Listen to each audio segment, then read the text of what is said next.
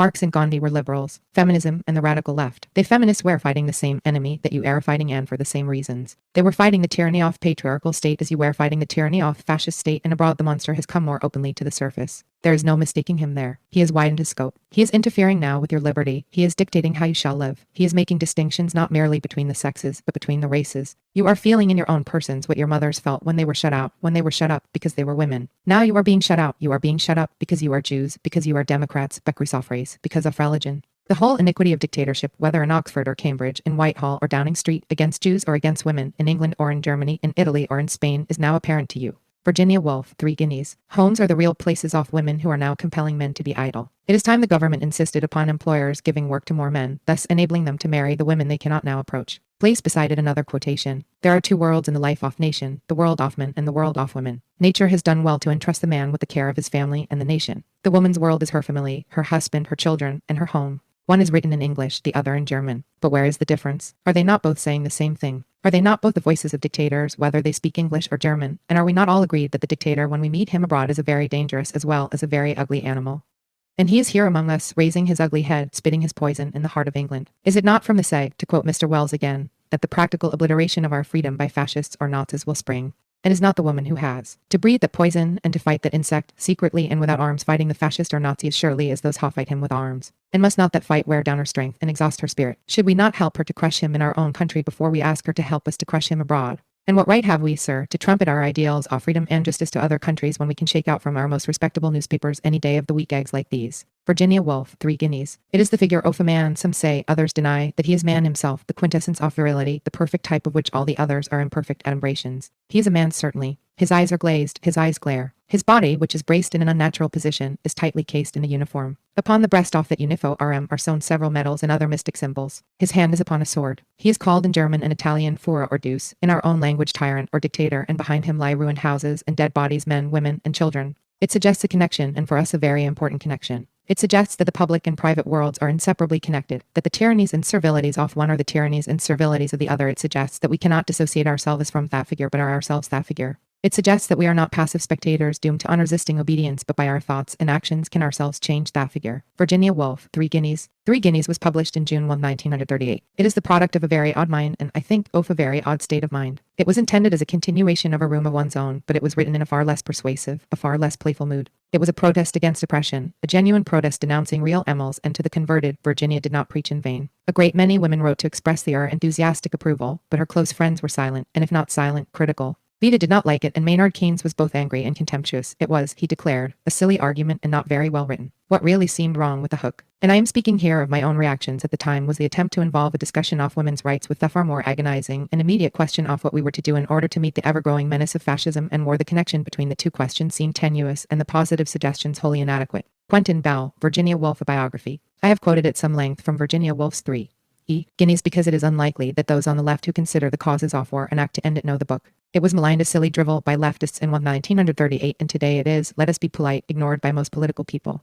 In 1938, Virginia Woolf was a prominent though endlessly condescended artist of first magnitude. Even though her formal preoccupations allied her with James Joyce, as a woman she was placed without effort at the end of a very short list, the Bronte sisters, Austen, the 2 Georges Woolf. Even though her political preoccupations entitled her to recognition as an original mind, as a serious revolutionary thinker, both the quality and the content of her analysis went ignored. In 1938, Woolf was 3 years away from her last conscientious act, suicide, the last resort of many a prophet without any real community. 3 guineas is the first feminist analysis of what war is and how to stop it. Woolf is relentless in her insistence that war is a male activity not only because men make war, but because war is a direct extension of masculine values and behavior. She outlines, relentlessly, the total exclusion of women from all the institutions of decision-making and power in a patriarchy. She describes as what machismo is, though she did not use the word, and how its public manifestation in war-making is a somber, accurate reflection of its presence in what she calls the private house, the house where men rule and women serve. She shows how the heterosexual man-woman model is the basic model for patterns of dominance and submission which we characterize in the public sphere as tyranny. She demonstrates that the Führer and Roman 2 Deuce are husbands, violating without conscience nations of women. She insists that the Nazis and the Englishmen who despise them are a brotherhood with a shared appetite for illegitimate power, war games, uniforms, wealth, conquest, in a word, dominance. She says that to stop war, men must change the behavior of men. In her analysis, humankind must destroy patriarchy itself. It is no wonder then that Keynes and other prominent lefties of the time were angry after all. A crucial part of the war dynamic is the conviction that there are good guys and bad guys.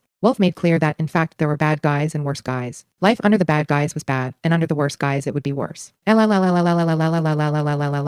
tilde ij tilde tilde ml tilde l tilde I 3,911 2,003,371. The attitude of the left has not changed very much since 1938. Sexism, it is true, is affixed with liberal goodwill onto the tail end of that imposing leftist litany: imperialism, colonialism, capitalism, racism, and for the ladies, sexism. Wolf's original analysis and subsequent feminist analyses go, let us be polite, ignored, not assimilated, not acted upon. The citizens of the male-dominated left are still complicit in the institutions which oppress women, still accept the phallic identity of dominance maleness which demands, in order to continue to exist, submission femaleness, still actively perpetuate the patriarchal forms of husband-wife, family headed by a father, church and state, still demand privilege and confuse it with freedom. To the end text that the left is committed to patriarchal forms, that is, to a very great extent, it cannot help but perpetuate the values it purports to oppose. To the extent that the left is not consciously and conscientiously feminist, that is, to a very great extent, it cannot help but perpetuate the same forms of dominance and submission that it purports, in other areas, to oppose. To the extent that leftists do not recognize the real dimension of their patriarchal alliances, that is, to a very great extent, they cannot help but perpetuate patriarchy, that system of male ownership which is the parent form of fascism. As feminists, we must view the non-feminist left as a reform movement. We must marvel at its moral bankruptcy, at the poverty of its revolutionary consciousness. Humankind is still, for that movement, mankind most literally the worker is still, or increasingly, a metaphor for phallic hero muscle, the center of the leftist preoccupation with images of virility women are ignored or patronized. Liberal gestures of goodwill are made when we are shrill enough or where we are fashionable enough, as long as we do not interfere with the real revolution. Increasingly, we understand that we are the real revolution. Economy is the bone, politics is the flesh. Watch who they beat and who they eat, watch who they relieve themselves on, watch who they own. The rest is decoration. Romans 6 Arch Piercy, nightmare. Looks like a village lit with blood / where all the fathers are crying. My son is mine. Adrian, rich. Wives, submit yourselves unto your husbands, for the husband is the head of the wife, even as Christ is the head of the church. Ephesians 5:23-24. Sexism is a new word, one which has been assimilated with remarkable ease into common usage. It is meant to refer to systematic cultural, political, and psychological prejudice against women. It denotes biological differentiation / inferiority, just as racism denotes racial differentiation / inferiority. It was coined so that we could refer to the general cultural, political, and psychological conviction that women are inferior to men, and that womanly or female qualities as a male supremacist culture defines them are inferior to manly or male qualities.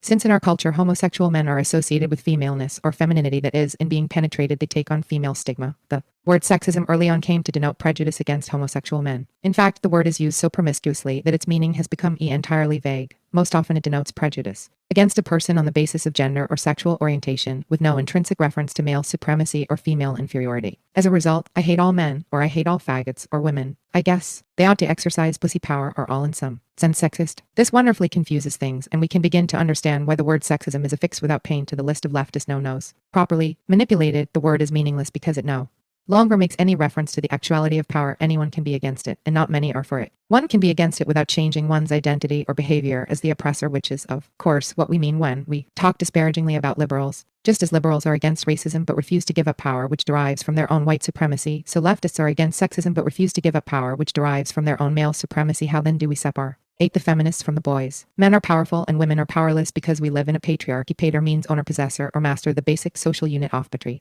Archie is the family. The word family comes from the Oscan famil, which means servant, slave, or possession. Paterfamilias means owner of slaves. Common fathers and ordinary priests derive their authority as paters. Patriarchy is the name of the political and cultural system which oppresses women. To be for the liberation of women is to be against patriarchy. No lesser commitment is a serious one. In a patriarchy, all civil and religious authority power belongs by birthright to men. Patriarchy is a system of ownership wherein women and children are owned. Patriarchy is the original authoritarian model, the molecular totalitarian model, and every tyrannical form is derived from it. To be against tyranny and for freedom is to oppose, to resist, to refuse to be complicit in patriarchal institutions. The destruction of the master-slave political scenario, however we describe it, capitalist, worker, white, black, rich, poor, etc., requires the destruction of the source of that scenario, patriarchy, the destruction of the psychologies and behaviors which we call dominant master male and submissive slave female, or aggressor victim, demands the destruction of the source of those mental sets and behaviors, patri. Archie, ending forever the war of the powerful against the powerless and ending the smaller wars of bad men against worse men, means dismantling the machinery of patriarchy.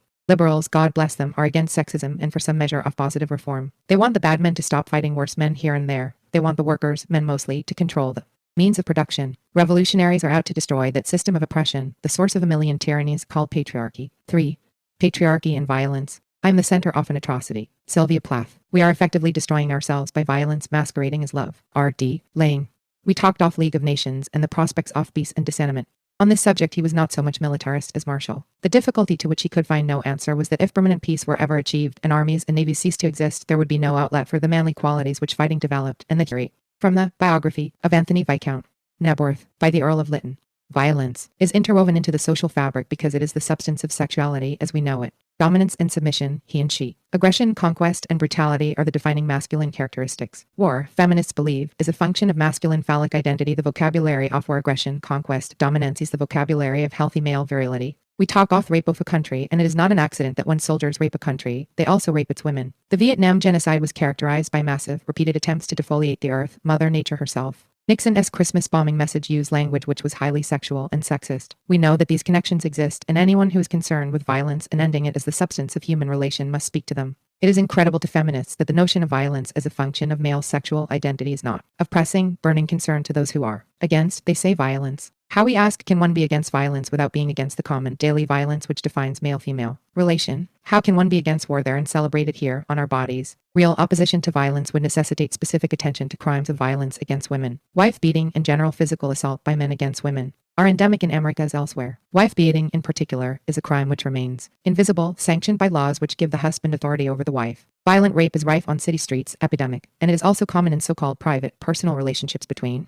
men and women. Women are raped and women are forced to prostitution, and women are assaulted, and acts of violence against women everywhere on every level are common, so common that they are not worthy of notice, so common that they are called normal and romanticized as love. How is it possible, we ask, to act against war without acting against violence? And how is it possible to act against violence without acting against male violence against women? Feminists do not think that it is possible, and yet when we look for those on the left who oppose violence, they say, in our ranks, we do not find them. 4. The means of production and the original capital. We know that two evils clearly predate corporate capitalism and have postdated socialist revolutions, sexism and racism, so we know that a male-dominated socialist revolution in economic and even cultural terms, where it took her tomorrow, would be no revolution, but only another coup d'etat among men. Robin Morgan. I assure you I am not an enemy of women. I am very favorable to their employment as laborers or another menial capacity. An industrialist to Emily Davis, who wanted help in funding a school for women. In one world, the sons of educated men work as civil servants, judges, soldiers, and are paid for that work. In the other world, the daughters of educated men work as wives, mothers, daughters, but are they not paid for that work? Is the work of a mother, of a wife, of a daughter, worth nothing to the nation in solid cash? Virginia Woolf. The women say, shame on you. They say you are domesticated, forcibly fed, like geese in the yard off the farmer hoffens them. They say you strut about, you have no other care than to enjoy the good things your masters hand out, solicitous for your well-being so long as they stand to gain. They say there is no more distressing spectacle than that of slaves who take pleasure in their servile state. They say you are far from possessing the pride of those wild birds who refuse to hatch their eggs when they have been imprisoned. They say take an example from the wild birds who, even if they mate with the males to relieve their boredom, refuse to reproduce so long as they are not at liberty.